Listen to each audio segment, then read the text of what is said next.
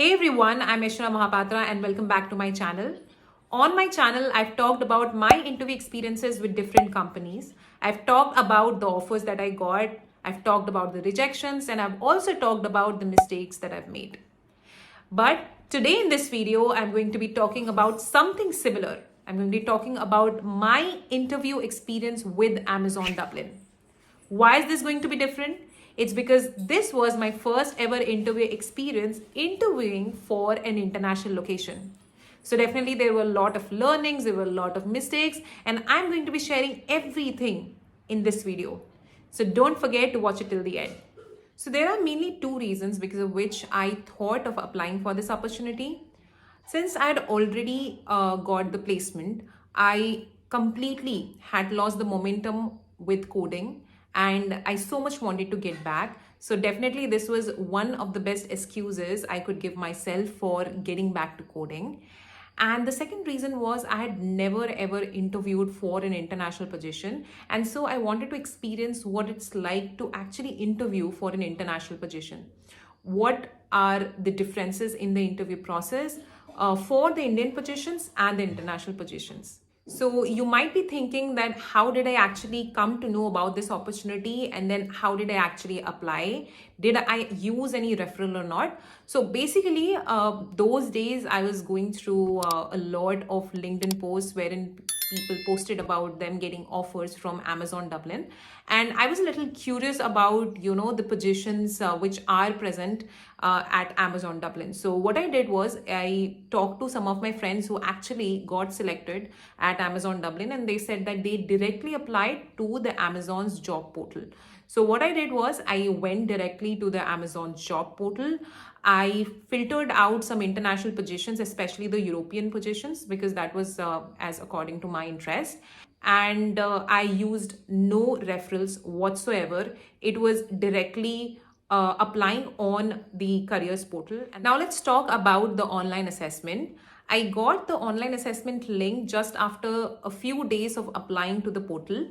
And they basically gave me a particular time span between which I was supposed to complete that online assessment. I kept the weekends aside, and on Sunday, I sat for a few hours to complete the assessment. Now, mainly in that particular online assessment, there were three different sections. The first section was the coding section. It wasn't very difficult, to be honest. There were two questions. One question was based on DP, and the other was a simple, you can say, implementation question. I was able to complete both the questions. They weren't very difficult, but at the same time, I wouldn't say that they were very easy. They were like a medium level question, you can say. The second section was completely based on the 14 leadership principles that Amazon has. And to be honest, Amazon really focuses on its leadership principles. So I would suggest that definitely go through the leadership principles of Amazon once and then try to also understand what every principle portrays and every principle wants to say. That particular section was very extensive. For every question, there was, particular situation given to you, and then there were a few options. Which one are you more likely to do, somewhat on those lines? So I took a lot of time to do those questions because I knew that Amazon really emphasizes a lot on that section. The final section was a little different one, I would say. It was basically a corporate environment simulation section. That's what I would call it.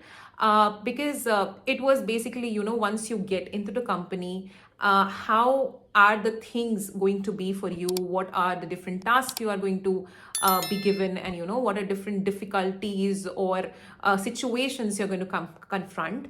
Everything was in there. And then how are you going to react and make decisions under those situations? So it was kind of, that kind of simulation for you. And they just wanted to check, how are you going to react in those conditions? I was very sure about the first section, which was the coding section, because I knew I did really well in that. But I was not quite sure of the other two sections because, there was not a wrong or right answer to it. It was just that which answer is more appropriate. So I couldn't judge whether my online assessment went well or not, but I had a very positive feeling that I gave my best and it should be good. So after around 2 weeks, I got a communication from one of the recruiters who originally was from London, that I have actually cleared the online assessment and they want to schedule the further rounds, which are interviews for me. So basically, the kind of pattern they follow for the interviews is that they have 3 interviews in total. Every interview is for 1 hour. You have to set aside 3.5 hours because 2 interviews are going to happen consecutively, and then half an hour of break, and then the third interview. So my interviews were scheduled after around 1.5 weeks of that communication, and I selected the 12 to 3:30 time slot because I was the most convenient and the most comfortable during that timing. Now let's first talk about the first round of the interviews. Once I entered the room, I realized that the interviewer is basically a front-end engineer at Amazon. And also in the very start itself, he mentioned that if I have any problem or difficulty understanding his accent, he can actually, repeat the question. So I should let him know about it. And then we kind of introduced each other. And from there, I came to know that yes, he is a front-end engineer. And for a moment, I just thought, does he really know that I'm not here to interview specifically for the front-end engineer role, and rather I'm here to interview for the software developer role? So I kind of thought to cross-check, and I just told him that, you know what, I'm here for the SD role interview and not the front-end role.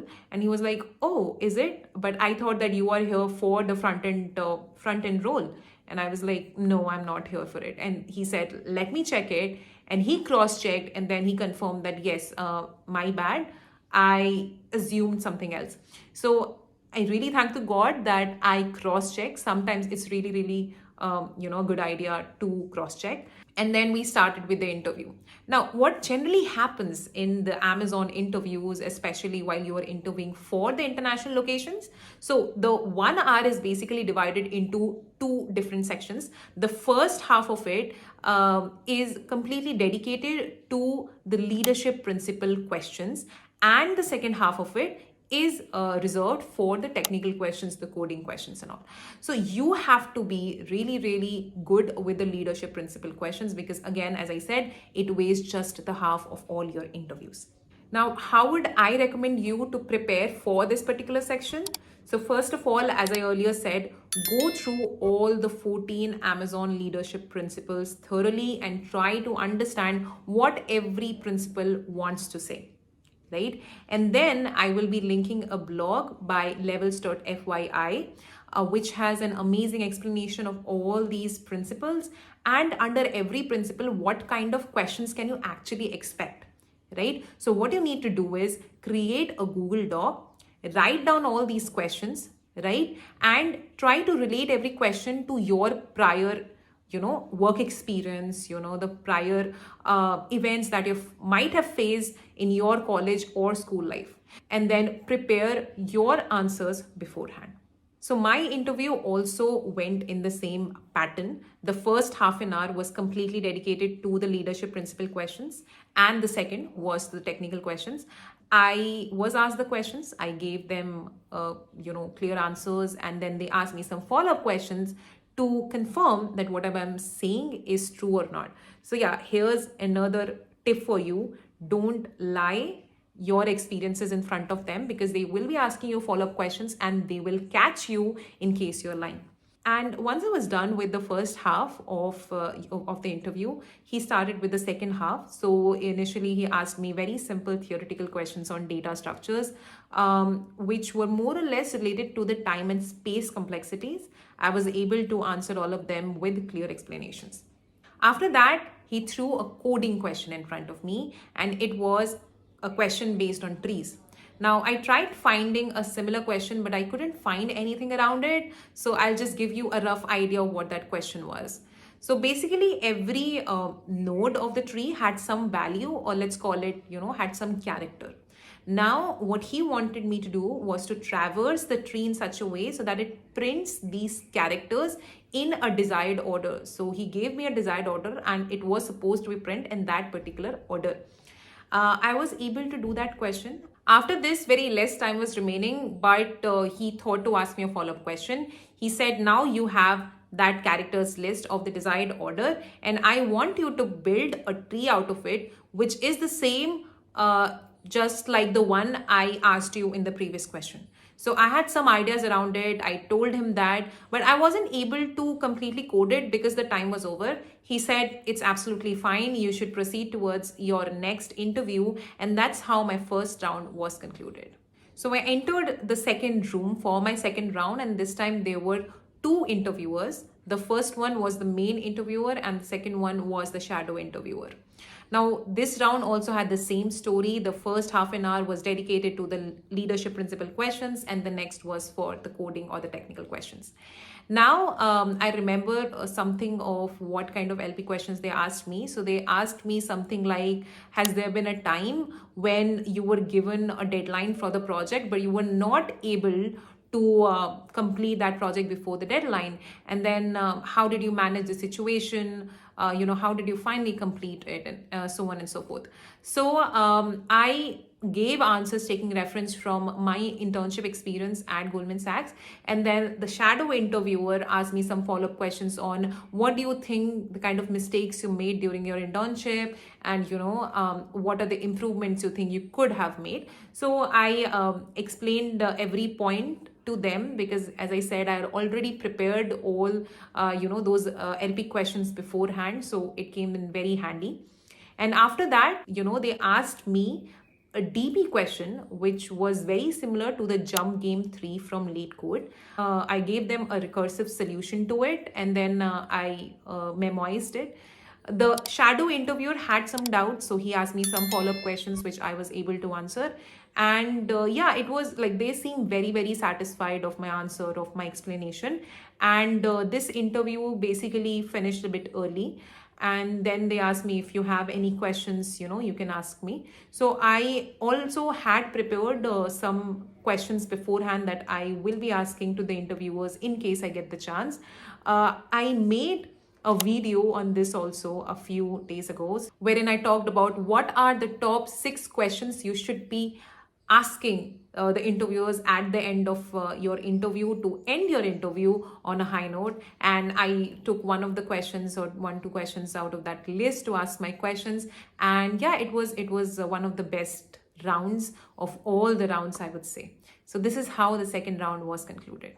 So finally, after 2 long hours, I got half an hour of break, and I decided to stay in my room itself and not go out and talk to anyone, because I wanted to maintain that momentum. But sometimes it's a really good idea to go out, talk to your parents, to your siblings, to just light your mood. But as I said, in my case, I wanted to continue that momentum of giving the interviews. So I just sat in my room, drank some water, and started watching reels, which definitely was a very wrong decision on my part. I think I shouldn't have used any social media whatsoever. I was watching reels, I was reading some articles which was absolutely irrelevant to tech. But instead, what I should have done is, just focus, just meditate a bit. After that, I entered the third room for my third and final round of interview. The man introduced himself and he seemed very jolly. But to be honest, if a person is jolly, if he's always smiling, always laughing, it's not necessary that that person is not going to ask you difficult questions, or that person is not going to be the reason for your rejection, right? It's very much possible. Now the same story continues. He asked me LP questions in the first half an hour of the interview. It's easy for me because, as I said, I already prepared the answers to all those questions. And then the second half of the interview comes. I always expect DSA questions. I always expect coding questions, right? But this time he asked me questions based on object-oriented design concepts. Now, someone like me who has always prepared DSA, who has always coded in C++ and has never actually applied the object-oriented programming concepts in code, that particular situation for me was not very comfortable. He asked me a question which I again don't remember, but it was something on the lines of you are given certain conditions and then you have a file system. You have to filter the files out of that file system based on those certain conditions. You have to write a very modular code, right? You have to use all the object-oriented programming concepts in your code and everything, right? That's what was expected of me. I knew the concepts, but I was not very good at practical. I really, really messed up with that. I could see clear disappointment in his eyes. And that's the exact moment I knew I am not getting this offer. I'm not clearing this round. And this is how the final round concluded. After this final interview, I was not quite sure what to expect. I knew that I'm not getting selected, but then I said to myself, you should at least wait for the results because you never know, you should always be positive.